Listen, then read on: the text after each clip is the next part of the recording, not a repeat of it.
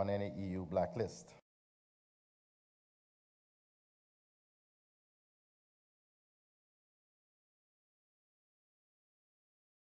However, we must go further, Mr. Speaker.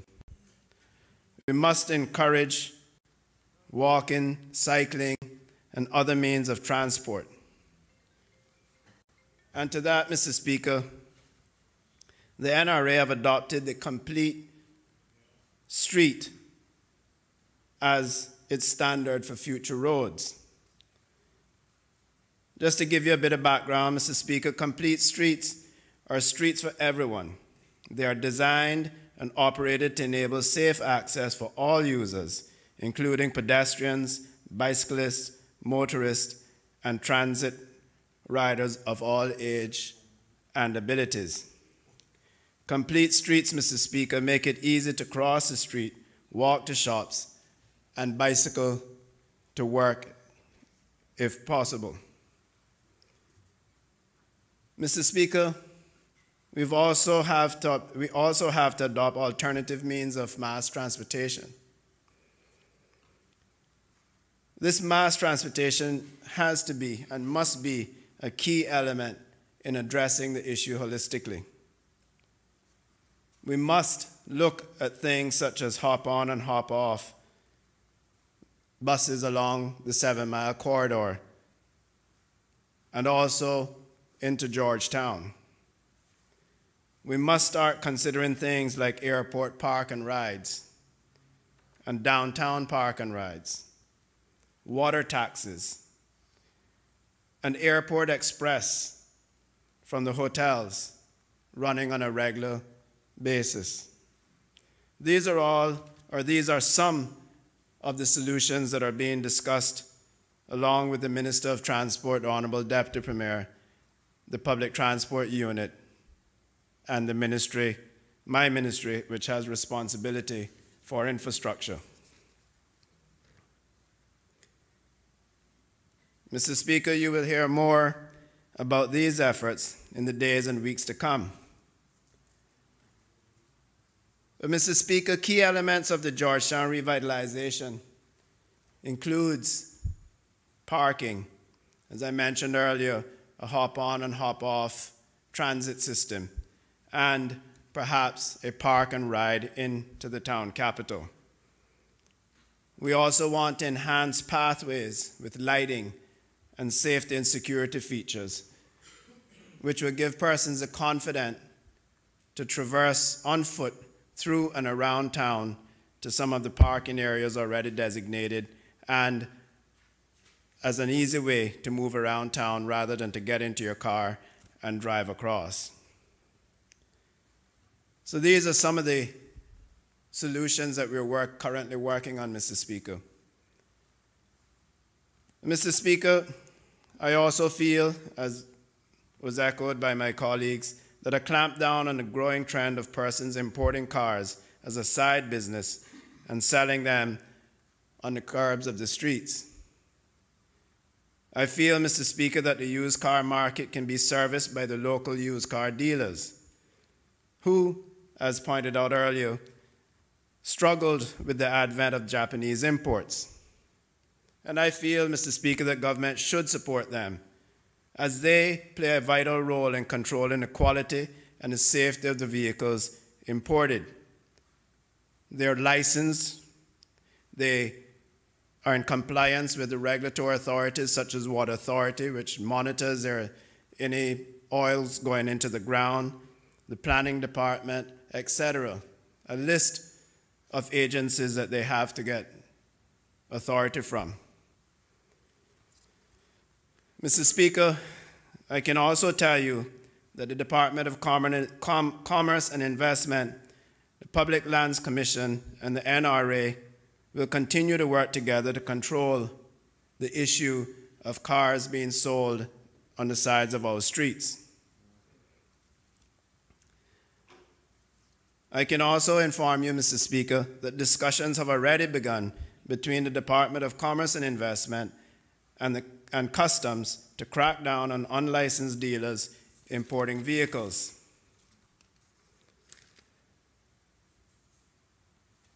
Mr. Speaker,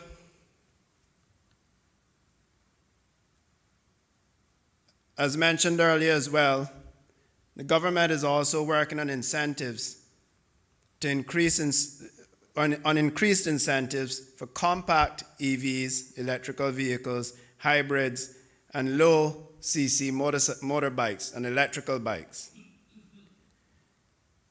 And as the member from Prospect mentioned, the government is also in the process of implementing the National Energy Policy, the NEP, which has specific targets, Mr. Speaker, between 2017 and 2037. One of those targets, Mr. Speaker, is to convert 7 to 10% of government vehicles to electric or hybrid within the first 5 years. Mr. Speaker, I can tell you that we are well on our way to achieving that, and we have been installing charging stations around the government buildings and agencies that will be purchasing these vehicles, and vehicles have already begun to be integrated into the government fleet. Mr. Speaker, as the evening is late, I will make my remarks short, but in closing, you're most welcome. The government and NRA are actively addressing the current traffic issues, but we cannot continue to stick our heads in the sand and not recognize that we will, at some point, run out of road.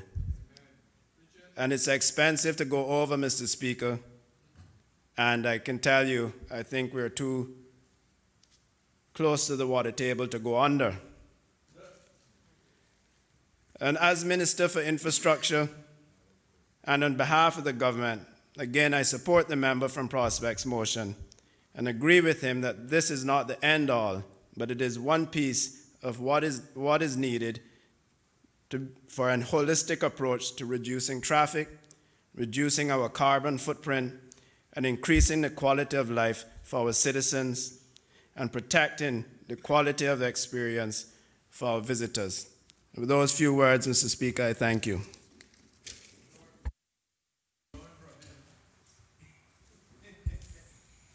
The member for East End.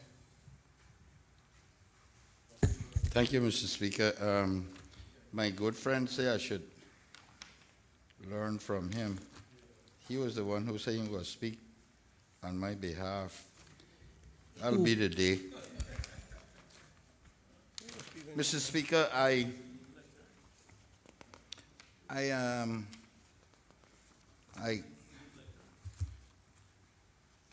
graciously, or I gave way to the member from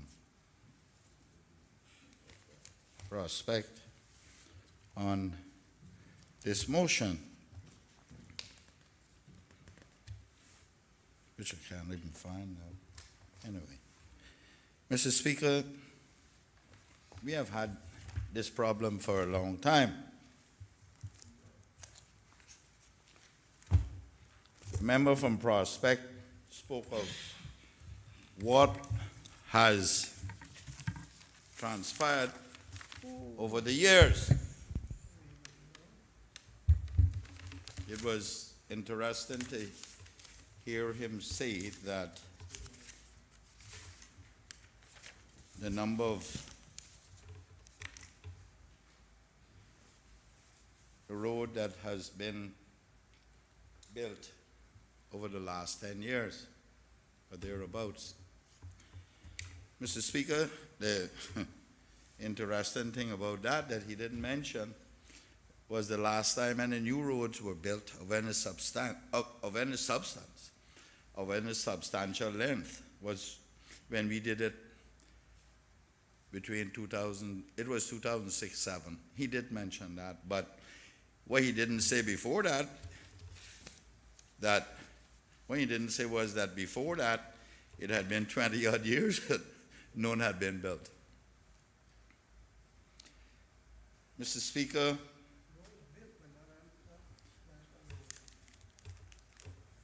the only piece was built was that little piece there by Butterfield.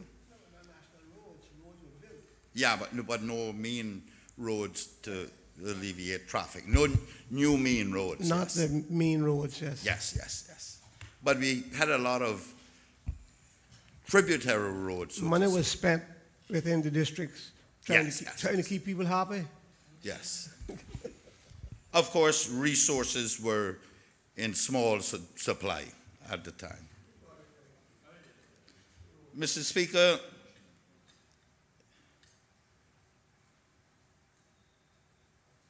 I have heard this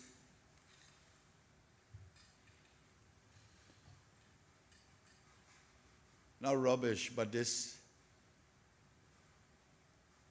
idea that makes no sense about going overhead.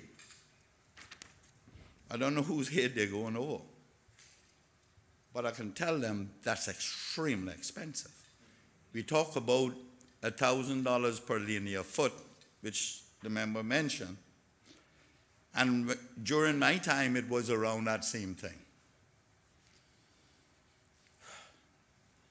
Overhead, it is going to cost us close to $1 million per foot.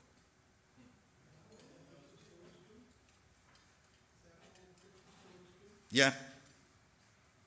You want to go 50 stories too, that's another one, but anyway, we'll tackle that when that arrives.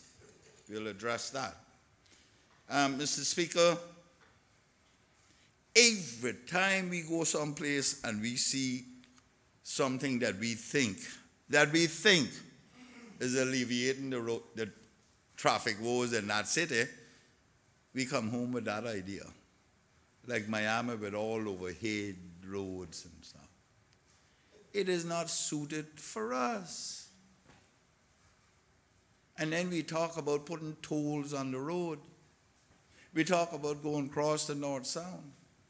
How many people live in Northside? Less than 1,500 people. Who's going to use the road? How are we going to pay for $300-400 million worth of road from Georgetown to Cayman Kai?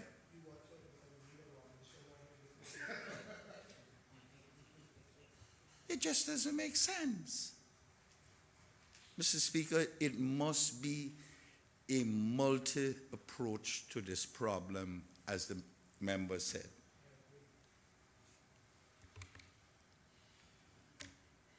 Mr. Speaker, when I tried doing that multi-approach, we ran out of money, I agree, in 2008, the recession. But I did not run short of criticism on what we shouldn't do. The first one was through the forest, to the point where they were protesting on the Glasshouse lawn. And I arranged a meeting at the Vassal Johnson Hall, I think it's called. And it was packed to the rafters with complaints. Do not want to go through the forest. Part of that plan was to go through the forest and open up Walker's Road because it's the 50-foot road reserve there and do 3 lanes. Didn't want to do that. So I listened to them. And like a good politician, I acquiesced with one condition or one comment to the country. When I'm in traffic, in the next 10 years, so too will you be. And so said, so done. Mr. Speaker, look at what I did. I went West Bay Road, where the major problem was for the people of West Bay, and in particular the 7 Mile Beach Peninsula, and did that first. Then we took on these West Arterial, Mr. Speaker, it just so happened that my time and me being in cabinet was perfect timing. We were at that point that building roads as a first step eased the traffic up significantly. West Bay was taking an hour to get in town, and the morning that I did the soft opening, it took 15 minutes to get into Georgetown for West Bay's. The Eastern Districts, the same thing. That is over. Any minister who think that they're going to solve this problem with that, that's over. There are too many vehicles on this road, the population is increasing, and we are stuck. For that minister now, who got up here and talked about derelict vehicles, let me inform him or remind him of what I did about those and about those who were buying cars and parking on the road reserve, them in particular.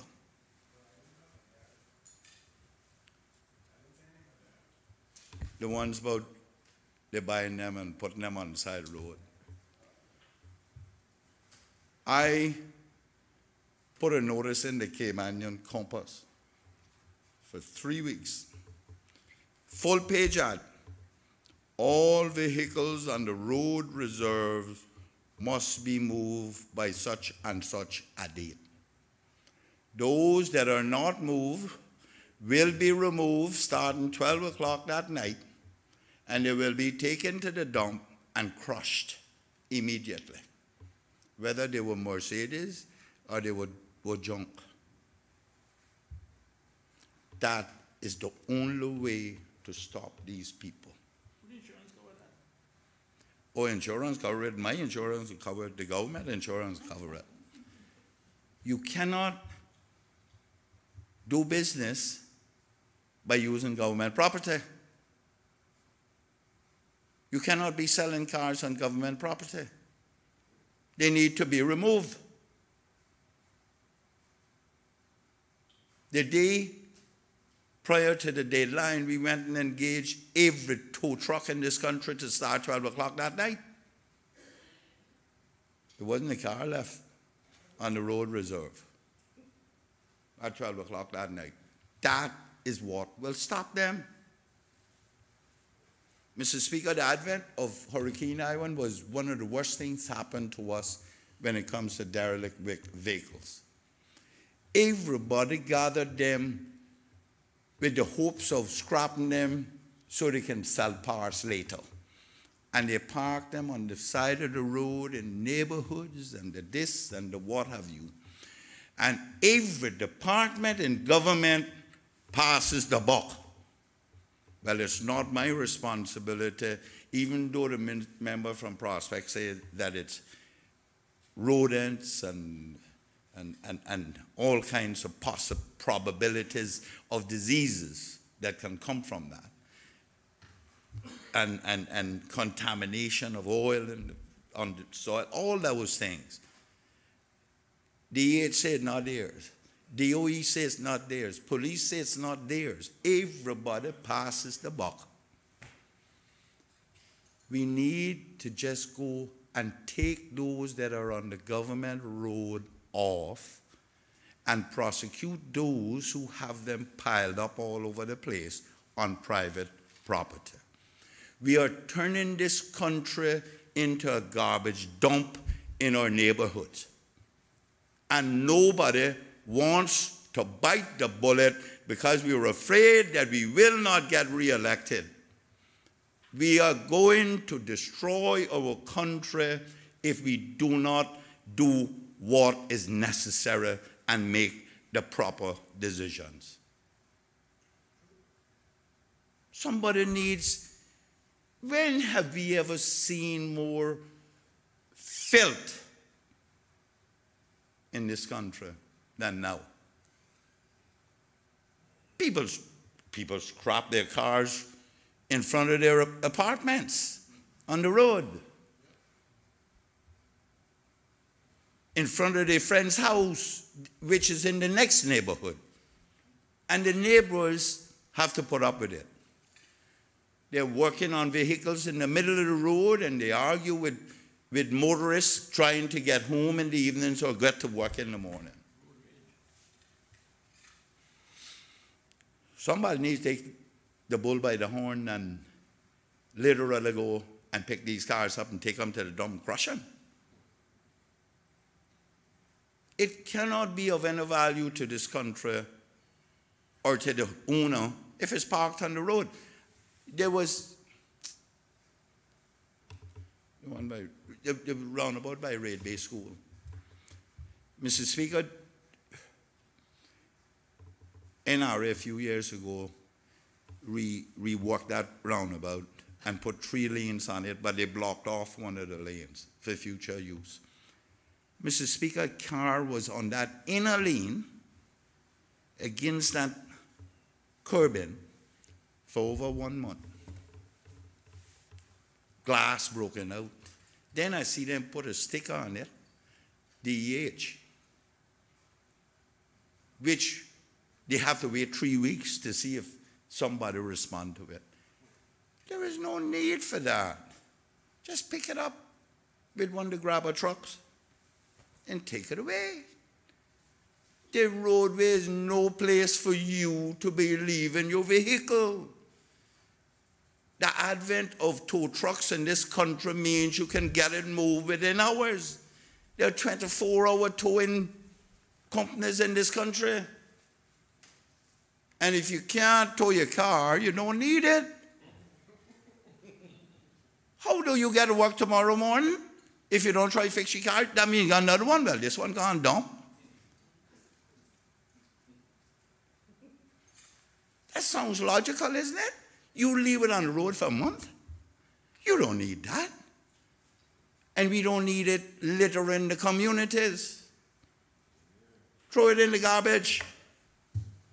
But everybody's afraid that might be a voter. Well, that one vote you won't get. But that one car he won't have either. Mr. Speaker,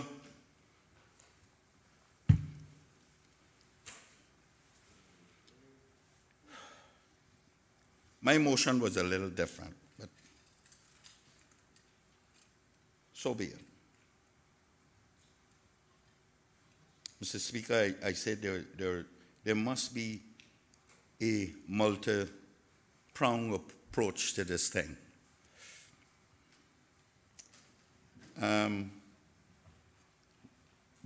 One of the first things for problems in this country is removing equipment that is not licensed nor approved for our roads.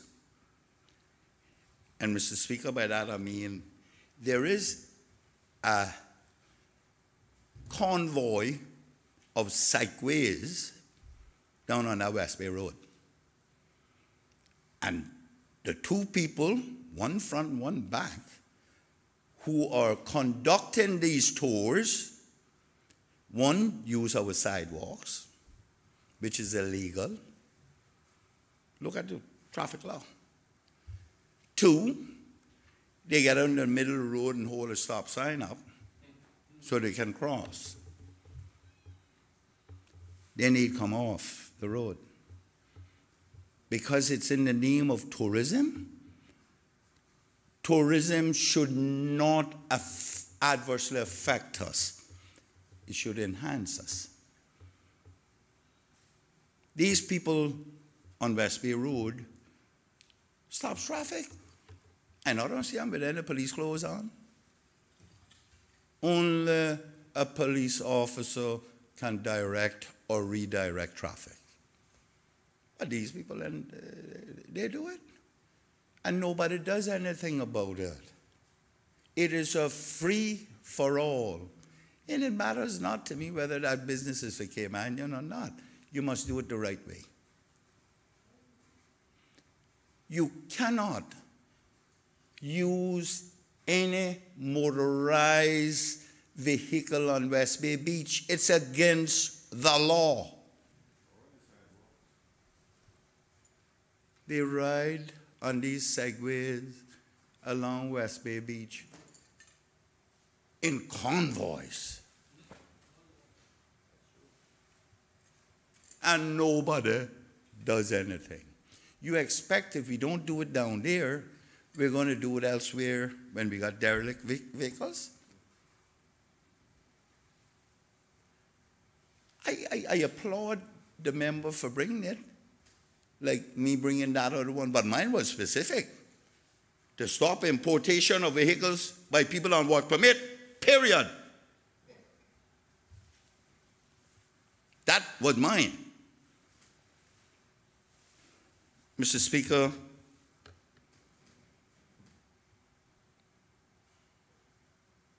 I don't know how we become so free for all.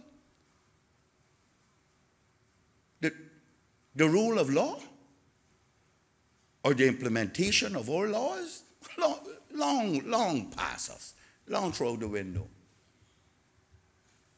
That's, we, legislators, means making laws, we are worth exactly what that zero on that $20 bill was worth that man tell my father. Nothing. But we talk about what the government is doing to alleviate traffic and traffic woes.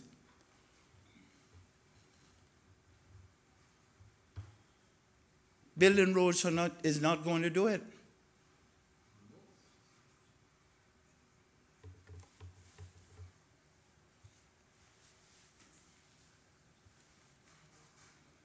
The minister talked about, the member from Prospect says he does, paraphrasing him, but he does not support restricting the importation to Caymanian only and commercial businesses. It's draconian. Really?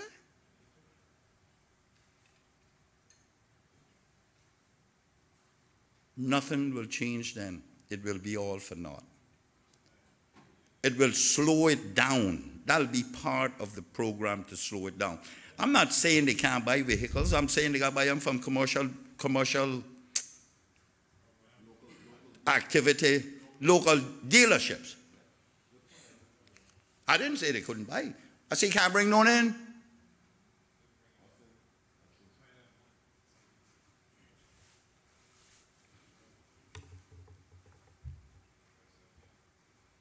And even then, when they buy them here, you can't drive them. So I'm in catch-22 also. I've been on them roundabouts, and people stop right in the middle of it to let people on, and calling them too. I've seen it. When I wanted to require every person who gets a license in this country to do the written test, to use that L on the car, do the written test, then do the driving test, I was ridiculed. Mr. Speaker, you know what we must do? Either one of us. Take a trip to any other country and carry your license and transfer it now. Transfer it. You can't do it. Places like Canada, you have to do 2 tests. One to show you can drive in the municipal areas, and the other one to show you can drive on the highways. It is a national safety matter. And it is here too. The fact that you are going to work or you're going about your merry way and 4 or 5 cars in front of you and they don't know where they're going is more stress. You think blocked up traffic is stressful? when you are deprived of being able to drive freely, that's stressful too. So that's part of it. Those who get license in this country needs to be looked at. And we talk about bicycles, Mr. Speaker. I have a little concern about the introduction of pedal bicycles as an option. Here's why. Have you ever been to Hong Kong or China and one of them places? You think you have traffic block now with cars? Bring them in and introduce bicycles. You can't run over them, you know. And they'll block it up. But they'll turn a 2-lane road into a 20-lane road. And that's a block road. That's what it is. So we have to be careful what direction we go in. Mr. Speaker,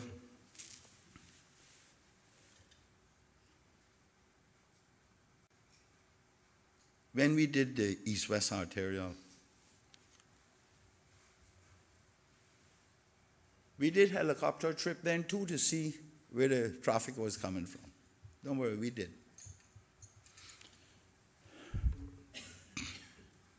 I brought a company out of the States to do a traffic study.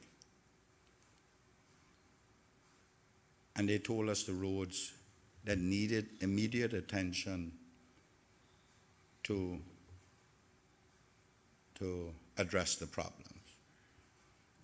But their recommendations were that if we didn't do something in Georgetown, the East-West Arterial was going to be negligible in 10 years. The circulation within Georgetown needed to be done better. I forged ahead and went and talked about park and ride over there by the cricket field. My good friend was Minister of Education and Sports, and he wanted to take a cricket field and put it up by the schools, which I thought was going to give me the opportunity to use that as parking. Civil Aviation said no. I said, well, what difference it makes? He said, well, it would be in the path of the approach, glide path, whatever. I said, well, what difference it makes? Everywhere I've been, I see parked cars. I don't see them too close to the airport, but parked cars in that path. But they didn't want to do that. So we went across the road to negotiate with the gentleman across the road to lease that property. Fill it in. We had the prices and everything from Canada to do those buses. And we figured we were going to need 12 or 14, 15, something like that, to be in town there 5 minutes and shut down Georgetown for vehicular traffic other than deliveries and the buses. That got killed quick o'clock. Now we're talking about it 10 years later. That's what we're doing. 10, 12 years later. We're talking about it now again. Now my suggestion is just do it.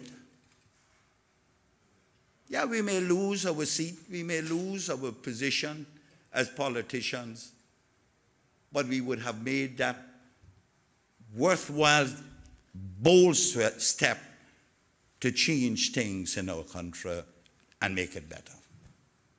Somebody needs to do it.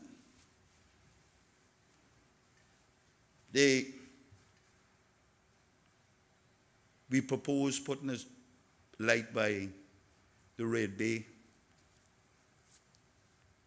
roundabout coming out of Prospect Red Bay, and stop those going into Old Prospect 6 o'clock in the morning till 9 o'clock.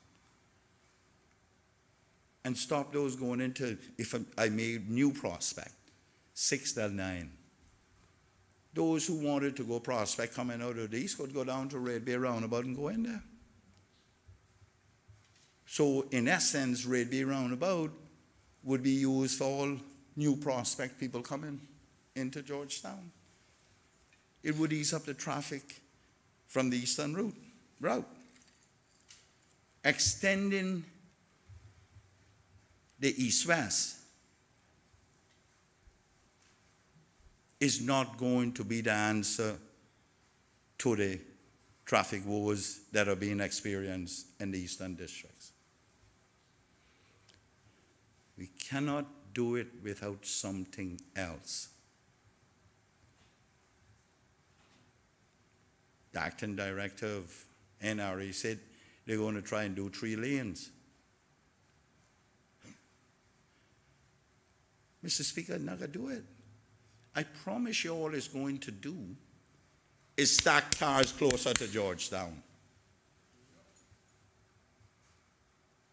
If we do not find some circulation solution in Georgetown, and parking, and et cetera, it's not going to do it.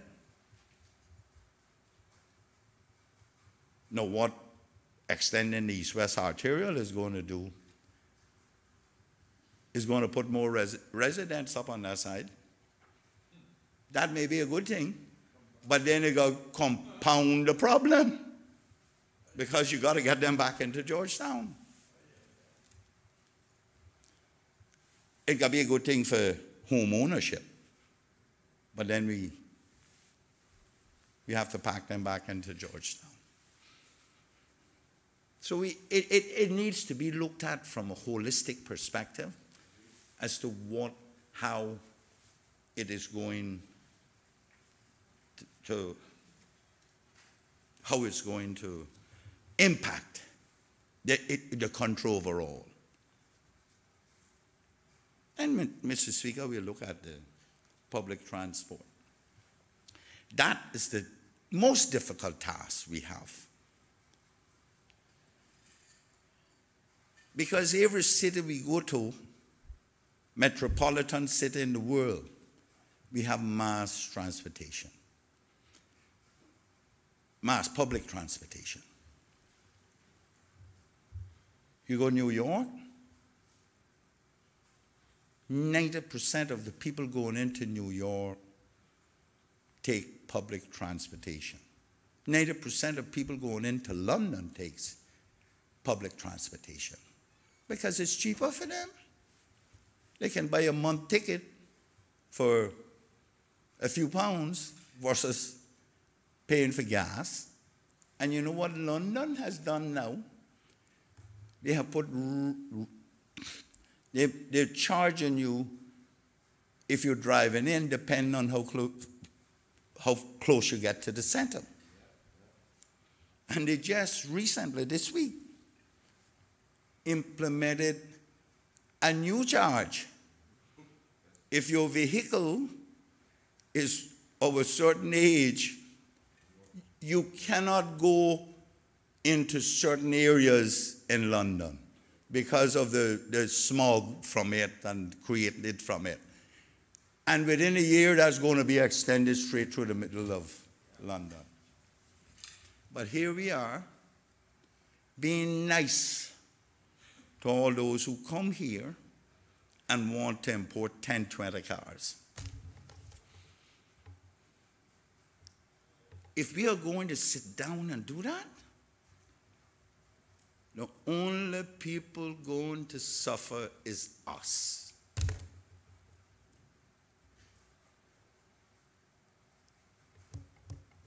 The breakup of a few friendships on that, by implementing it, is better than 20 years of misery. Public transport in Cayman. That's where the problem is going to come. Because if government attempts to take it over at this stage, they're going to say you're interfering in private enterprise, in the economics of the country, and and depriving people of making a living. Yet, Mr. Speaker, the people who are licensed conduct themselves in such a way that government needs to take it out from them. Some of them.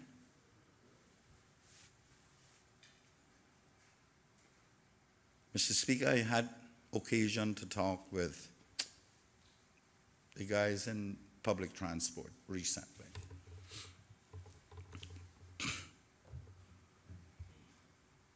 And they seem to keep fairly good records of the amount of trips and the amount of people that use the public transport system in the country, not including taxis or tour buses. They inform me that the public transport system in this country carries almost just under 1 million, just under 1 million persons per year. And we want to know how we get 1 million.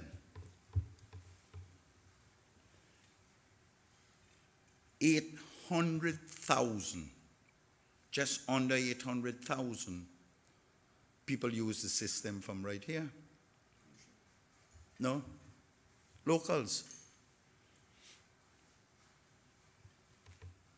But that's repeat now. But it's still a person when he comes the second time to get on the bus. Just under 800,000 people catch bus from here per year. Up at the airport, it's around 200, just under 200,000 people. So you figure, if 800,000 catch it from here, that was 800,000 come in, you know. Okay? They had to come from someplace. But you can't measure where they came from, because they could have been dropped wherever and then walk there to catch that bus. Up at the airport, when they're coming around there, they pick them up there.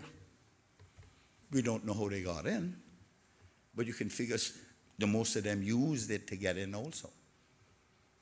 But they can only measure what they pick up at any point in time. Just under 1 million people. Now that's a daunting task, to develop a public transport system. But what needs to happen is we need to get bigger buses. And that is going to alleviate some of the problem. Larger buses so that we don't have as many stops. Okay? You'll have the drop-off stops, but you don't have as many buses on the road either. Okay. Finding that solution is going to be the problem, because some people can't afford it. Will government inject into it in the interest of the public? Will government buy the buses? These are all suggestions that might try to help in that area. Buy larger buses, and then the people pay back as a loan over a period of time in the public interest. That is one solution.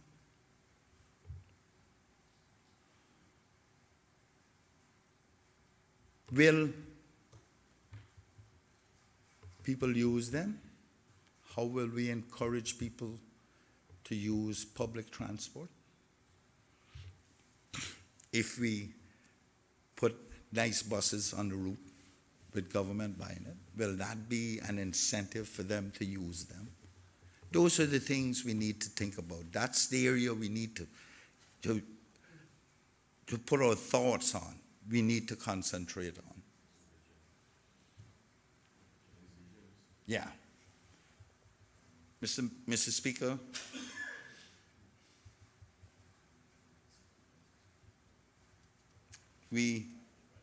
every member will speak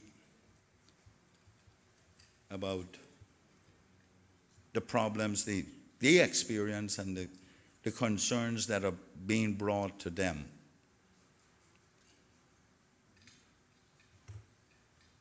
But one of the big concerns that we have is who the people are that are driving these buses.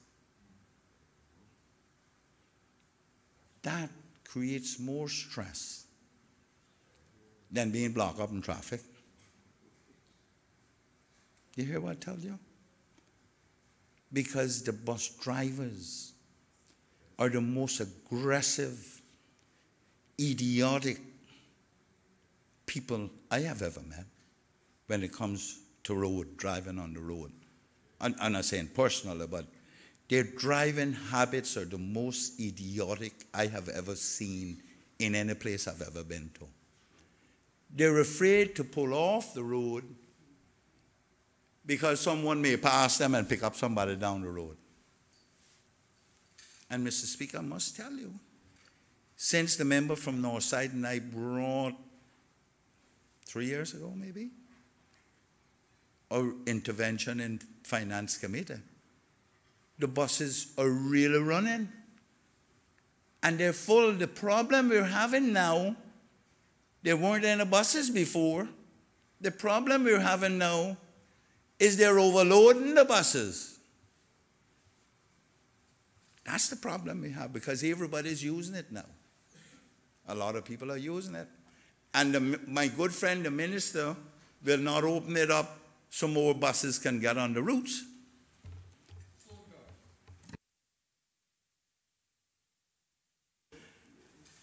I hope he does.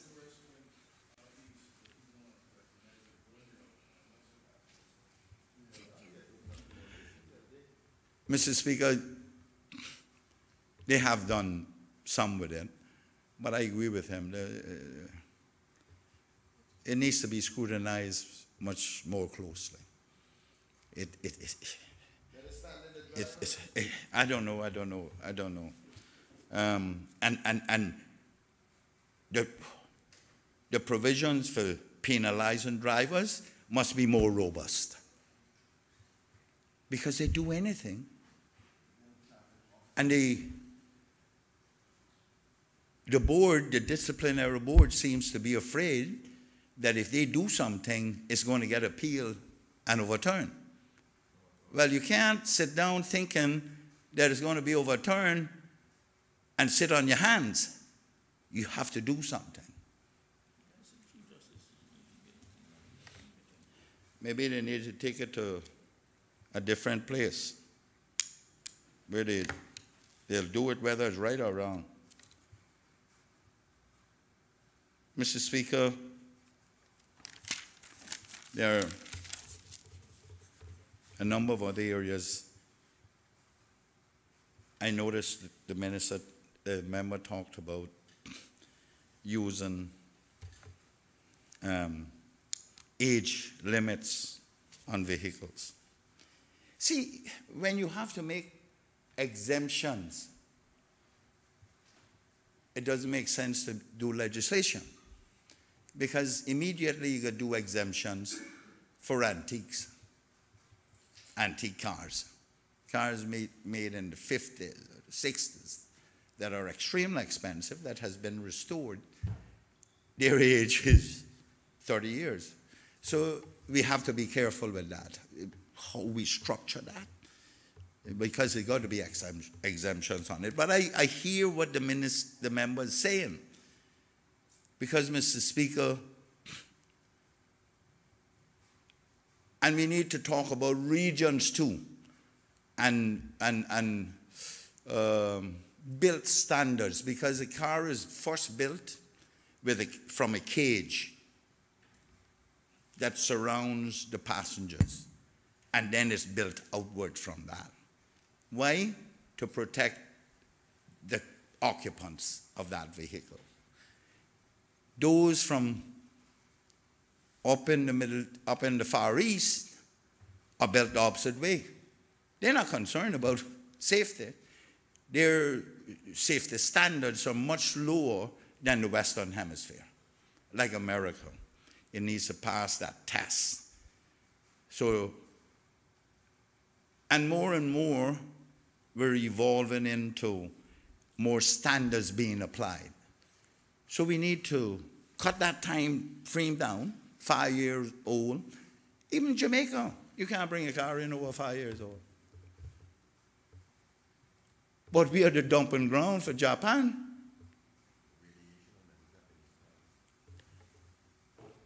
I hear about the radiation, but I don't know anything about that. That after that reactor was flooded or something, but I don't know.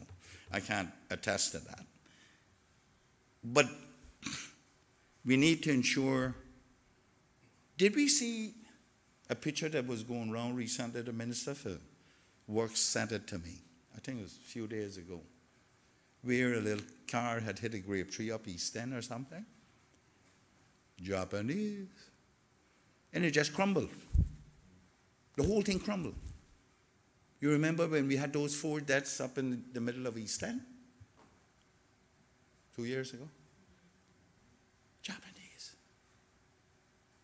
It just collapsed onto itself. That's what it does. It collapses. Whichever end it gets hit from, it just collapses. It's more like a paper cup. You put it between your hands and it collapses. The reverse of that is, when you have cars like Mercedes and those built in America, it can only go so far. And when it reaches the cage, it cannot go any further. So, Mr.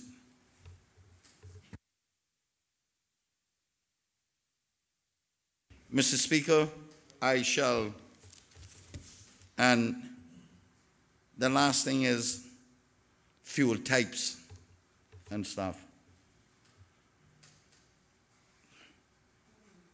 Fuel maybe, if we're talking about a mover in vehicles, whether it's liquid fuel versus electricity, battery, if that's fine. But no fuel is brought into this country that is not of the highest standard as it is, diesel and gasoline. Unleaded and diesel is number 2, diesel, I think. The problem the car owner has is if they bring in anything earlier, it's not going to work on the new gas, the new fuel, the new standards of the fuel. So that may be a little difficult for them. So, but those are things that needs to be looked at. I'm not saying take it out. I'm not saying not look at it. I am saying those are the things we need to look at, because when they bring in those that cannot operate on the fuel standards that we use, then they become derelict vehicles, or they change the engine in them, or they do something of that nature. So let's ban them. Let's ban them. If they can't operate on number 2 fuel or on unleaded fuel, bang, they can't enter the country. We have reached that point that we can dictate what comes into our country. Not that we can, we must dictate what comes into this country for a good life, for a fulfilled life in this country. We no longer have the luxury of allowing any and everybody to do any and anything they want, any and everything they want. We no longer have that luxury. And I didn't think I would, in my lifetime, nor in your lifetime, we would have to put mechanisms in place to control people's behavior. it has arrived. Tata, it has arrived. Let's not be afraid. Let's boldly go forward and put new standards in place. Thank you very much, Mr. Speaker.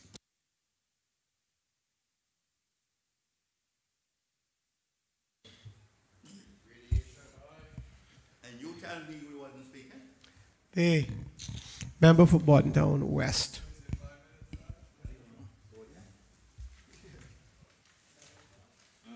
Everybody get the pillows?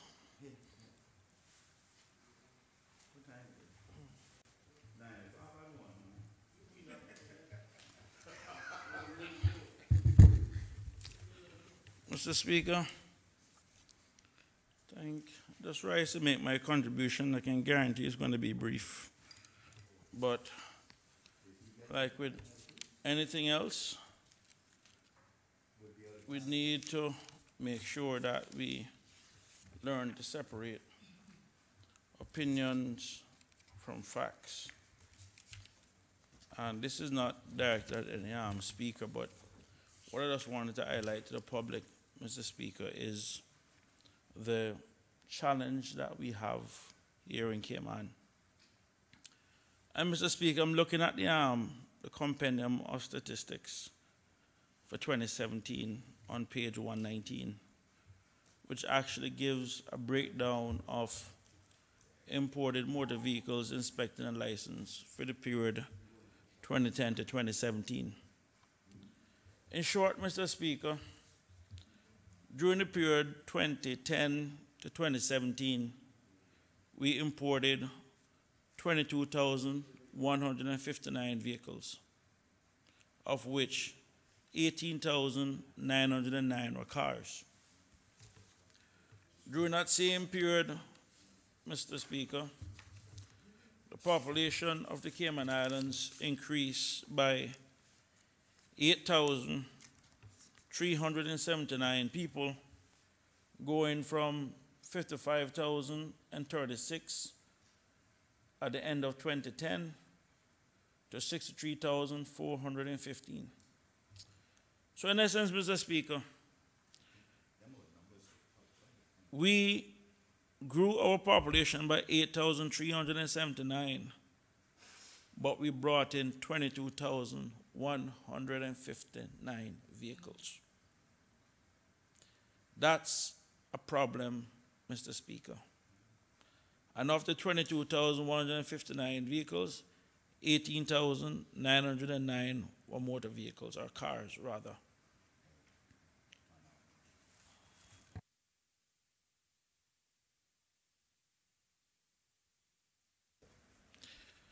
Yeah, Mr. Speaker,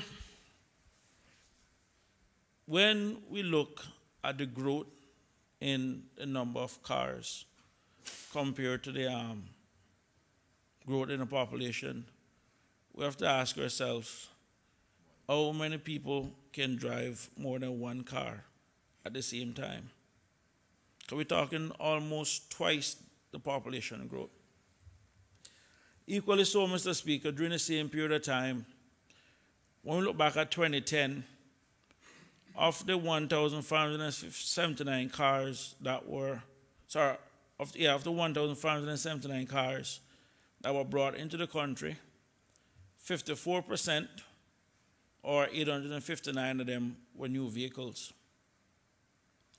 Fast forward to 2017, Mr. Speaker, we brought in 3,500 cars, of which 20%, or 710, were new vehicles. We brought in 2,790 second-hand cars, Mr. Speaker, in 1 year alone.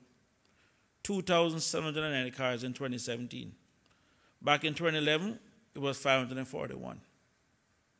These are serious numbers, Mr. Speaker, almost more than 5 times the amount between 2011 and 2017 in terms of used cars.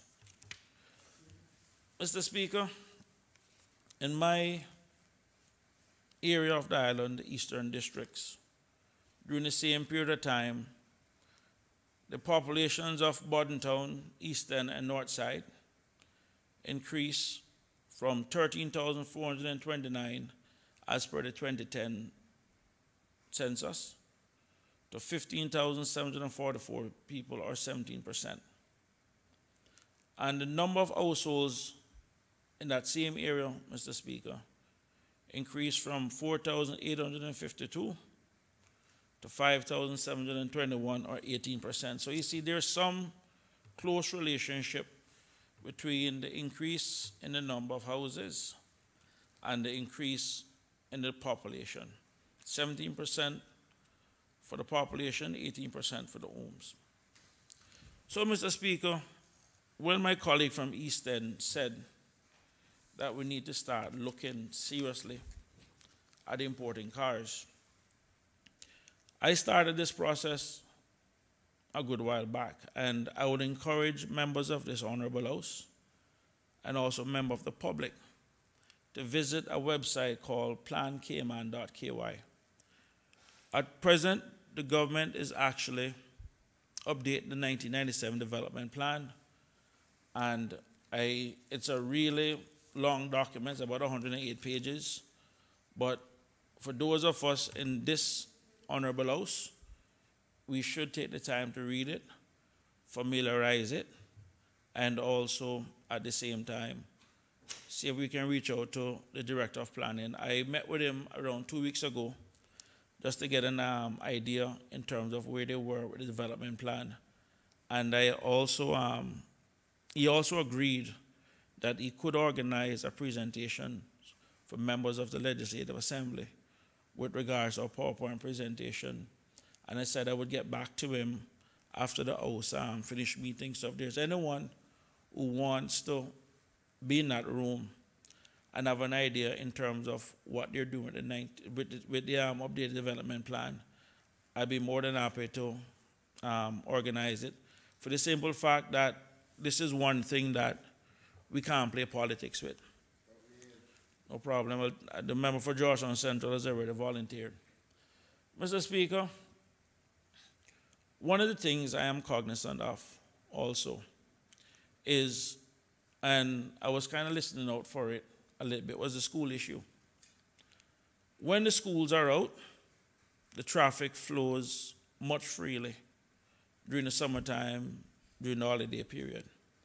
So clearly there's an issue with regards to the traffic in the Eastern District when schools are in session versus when schools are out of session, in the mornings that is. In the evening, that's a different story. And I think we need to then start looking at, I don't want to say the school times, because I think there's already a mismatch between the school's time where school finishes at 3, the parents get out of work at 5, the kids have the 2 hours. And yes, there are some schools that have the after-school program. But I think that's one of the things that we can start looking at, is the time in which either school starts or school finishes, and that's one possible solution. I have long held the belief, Mr. Speaker, that even within the government department or the government building, that departments that are not public-facing, I think some of those departments could have been moved out of town to satellite offices outside. The rent would be cheaper, the development costs would be cheaper, and at least to alleviate the number of people within Georgetown. The other thing I wanted to touch on, Mr. Speaker, is Vision 2008. And this is something that we, as a population, really needs to get a grip on. We need to plan better. And it is not something that many people like. And this is one of the shortcomings of democracy to some extent. I'm old enough to remember the 88-92 government where they had the Master Gun Transportation Plan. At that time, I believe that Dr. Linford Pearson was the minister, and they basically almost chased him out of town for what it was that he was proposing, because it was being seen as something unpopular. And one of the things I believe that we as political leaders need to do is, when we know that something is right, and we just basically have to buckle up and go do the road show and sell it to the masses to say, this is why we need to do what we need to do. What we can't continue to do, Mr. Speaker, is kick the can down the road. And that is exactly what we continue to do. I do understand some members have reservations with regards to the importation of cars, and I can't blame them. For the simple fact that, one, we have an inadequate public transport system to serve the public in lieu of if we don't allow people to bring in cars. But one of the things, Mr. Speaker, that we also have to accept is that by making it very easy for people to bring in the cars, we're also limiting the natural demand that would have gone for someone to get either bring in more buses or get bigger buses. So in essence, Mr. Speaker, if you operate in a bus and you have a 15-seater and you pull up at the bus stop and every day you're leaving 15 people behind or 20 people behind, you have one of two choices. Go and get a bigger bus or go and get a second bus. But there have got to be some barrier to entry with motor vehicles. I strongly believe that people who are here as transient workers on a 6-month work permit should not be able to bring in a vehicle. I think that is something we need to look at. Or worst case, if you're here for 6 months, I think you just need to probably look at leasing a car or something. But to bring in a car and then just have it derelict or sitting down there or, you know, I think it's something that needs to be managed better. I know the Honorable Minister spoke about different standards in the vehicle. I think that is something that is worth exploring further in the sense of the age of the vehicle or the, I guess, certain level of roadworthiness or something, or value or something. But we also have to be cognizant that there are many low-income Caymanians where that may be the only vehicle that they can afford. So it is not a clear cut. But one thing is for sure, Mr. Speaker, is that we cannot continue on the present trend. I really want to thank my good colleague from Prospect for bringing this motion. It is timely, and I think it's important that the public understands that we recognize that this is a problem. Because at the end of the day, Mr. Speaker, when you do factor in even 5,000 people being stuck in traffic for 2 hours a day, that's 10,000 hours a day. That's a lot of loss of productivity in such a small country. And at the end of the day, these people could have either gotten an extra hour sleep, 1 hour more time with family, or 1 hour more working. But either way, sitting in a car and burning gas and fogging up the place is not really the solution that we're looking for. And at the same time, Mr. Speaker, as we're looking at even the Go East initiative in terms of even the infrastructure in between, my colleague is right to some extent where we can't build enough roads to fix this problem. But one of the things, and this is what it comes back to, when you do look at the aerial view of Cayman, there's a lot of land on the interior that is still underdeveloped. One solution that was shown to me as a possible solution was, even if you were getting more lanes coming to the eastern districts, you still have the traffic from Prospect that you're going to run right into. And I think there's a nice little foray, and this is why I said this presentation, and I would encourage everyone to go and look and get the presentation, is that even a small overpass from Prospect to where the new roundabout would be, you can literally not have the traffic converge at that little Red Bay type roundabout area where they are right now, and a little overpass would actually fix that. And so actually what he showed me was actually quite good, and I can say that there's a lot of work and a lot of thought being put into developing a road plan that I think would ease the problem. But at the end of the day, Mr. Speaker, if we are growing the amount of vehicles that we bring into the country 2-3 times faster than the population, no amount of roads is going to be able to keep up with it. And that's the God's honest truth. So with that, Mr. Speaker, I did say I was going to be brief. I don't want the podium to frighten anybody. But I want to thank my colleague from Prospect for bringing this issue, because more importantly, one, it shows the public that there are some things that we are concerned about, and at the same time, it is some things that we are willing to work together to fix. It is not going to be an easy fix. It is not going to be an overnight fix. Like I said, if you go back to the 1988, 1992 government of roughly almost 30 years ago, and you start looking at the Master Ground Transportation Plan, and even my colleague in this time was minister, and they recognized the challenges that we were coming and now the challenge have arrived. I think we just need to rise to the occasion and get it fixed. But yes, we have to put the roads in, but we also have to limit the cars, and we have to find a way. It's not going to be an easy balance, but nonetheless, one thing I've always believed in is that because our problems were made by man, they can be fixed by man and woman, just to make sure it be gender neutral. So, Mr. Speaker, thanks very much. And with that, I will end my brief contribution. And I will be supporting this motion because at the end of the day, we still can't afford to do nothing. Does any other member wish to speak? The Honorable, the member from Georgetown West. Mr. Speaker, I rise to make a brief contribution to the member from Prospect's motion seeking to set standards for the importation of vehicles into the Cayman Islands. Every member in this honorable House can attest to the fact that we have serious traffic problems that seem to be getting worse by the day. With our population rising steadily, more and more cars are spilling out onto the streets.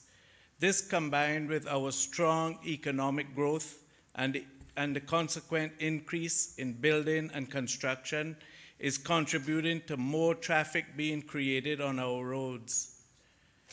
Mr. Speaker, congestion is becoming an enormous problem, and it comes at a cost to businesses and individuals.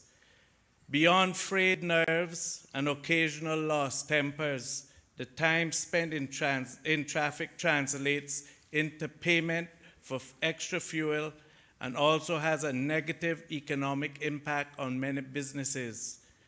Umpteen hours are lost every day as commuters get stranded en route to work. Over time, this must have a detrimental effect on the economy. I am sure things can be done to improve this vexing state of affairs, and even suggestions were made of ambitious solutions as flyovers. But this would take time and would call for huge investments and ultimately may not be practical or popular as a long-term solution. Mr. Speaker, as much as the minister responsible for roads is doing, building roads and widening access ways alone won't alleviate the problem. Just look at Miami as an example. From the time that I first started traveling to Miami in the early 70s, there has always been construction of new roads, highways, and overhead expressways. And still every day, we see the news of traffic issues and congestions. In my research and speaking to several car dealers, someone mentioned and joked to me that the traffic issue here in Cayman is like the iguana issue we have had up to a few months ago.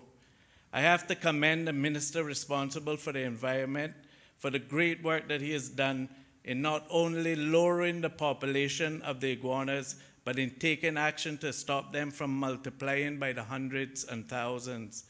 Now we have to take the same approach to deal with our traffic problem. Get rid of the derelict vehicles littering our streets and stop the wanton importation of vehicles from multiplying. Many suggestions have been made by members of this House, and I would like to add a few suggestions that can possibly be looked at. One, we need to upgrade and improve our public transportation system. Two, regulate all automobile importers through mandatory trade and business licenses. Three, vehicles should be inspected for quality and suitability for the Cayman market prior to being imported. Four, individuals who import vehicles for personal use should be required to obtain a permit, as is the case with earth-moving machines, for example, excavators, forklifts, backhoes, bulldozers, tractors, etc. Five, we need to be looking to expand our road network as far as the country can afford to do so.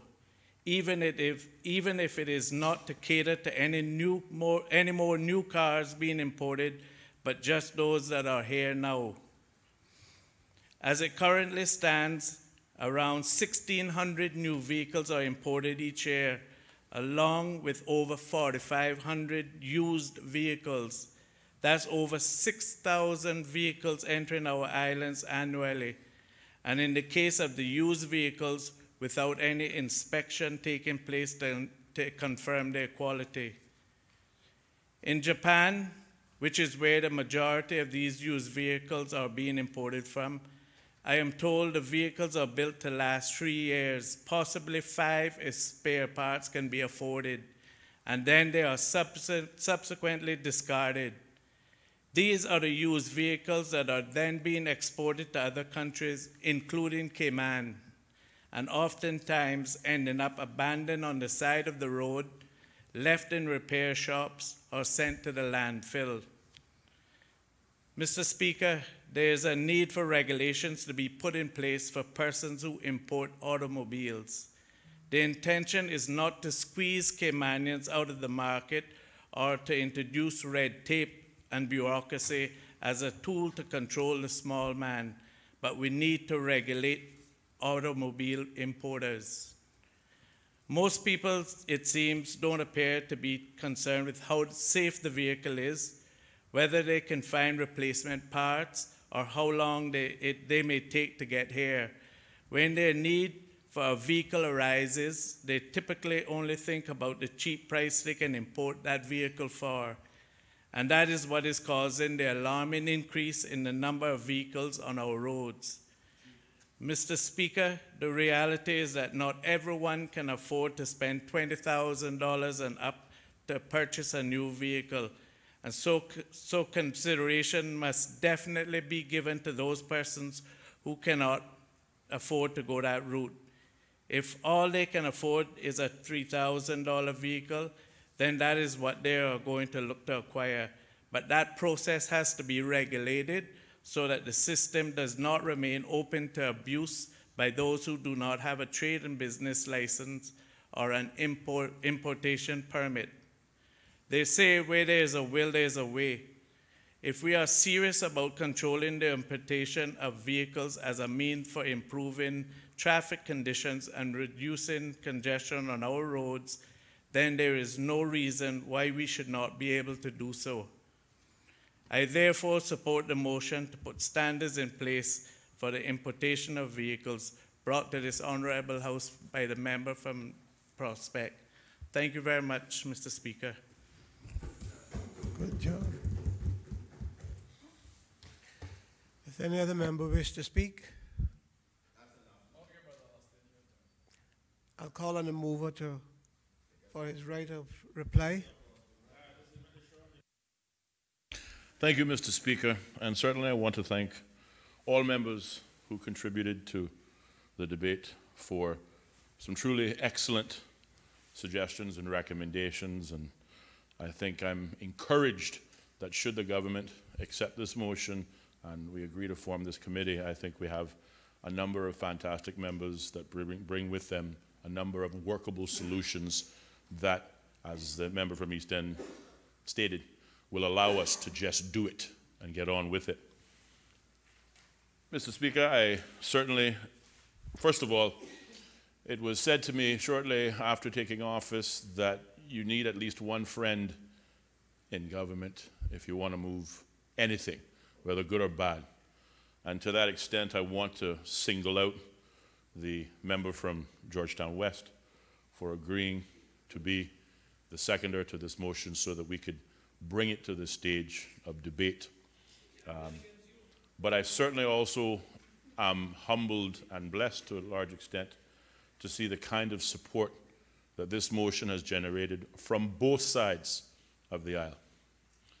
I will acknowledge from the get-go, as I stated in my introductory remarks, that perhaps I wasn't as comfortable with the notion of banning imports for one demographic of society or the other, but I will rightfully acknowledge that through our conversation, through our discussion, I was able to understand perhaps from a more enlightened standpoint, what these recommendations involve.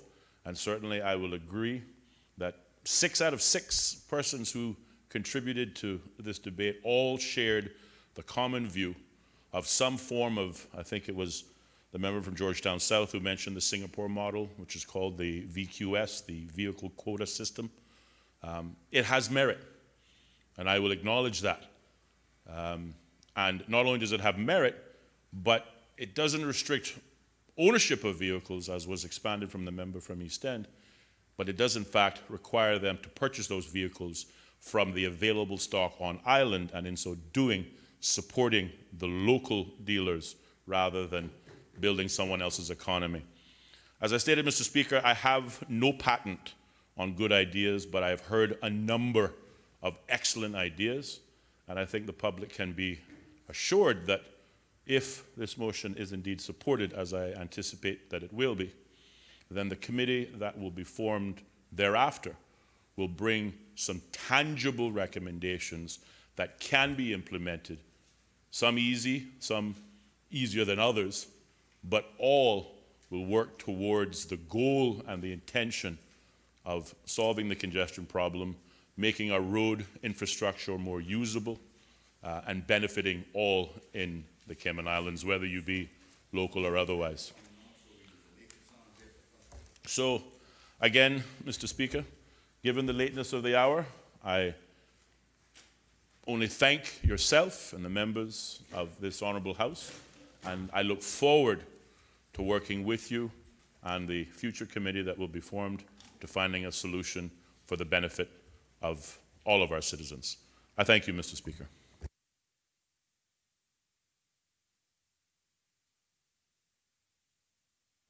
Question is,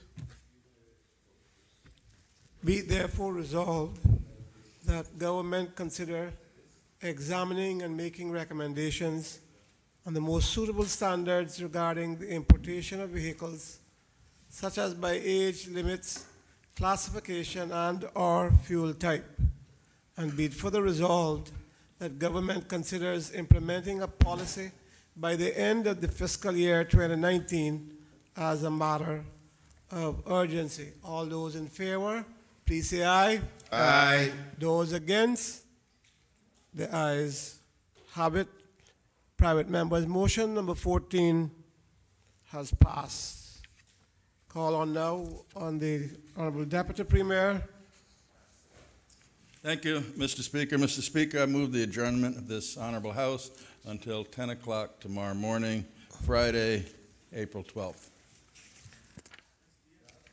Question is that this Honorable Legislative Assembly do now adjourn until tomorrow morning, Friday, the 12th of April at 10 a.m. All those in favor? Aye. Those against? The ayes have it. The House stands adjourned until 10 a.m. tomorrow morning.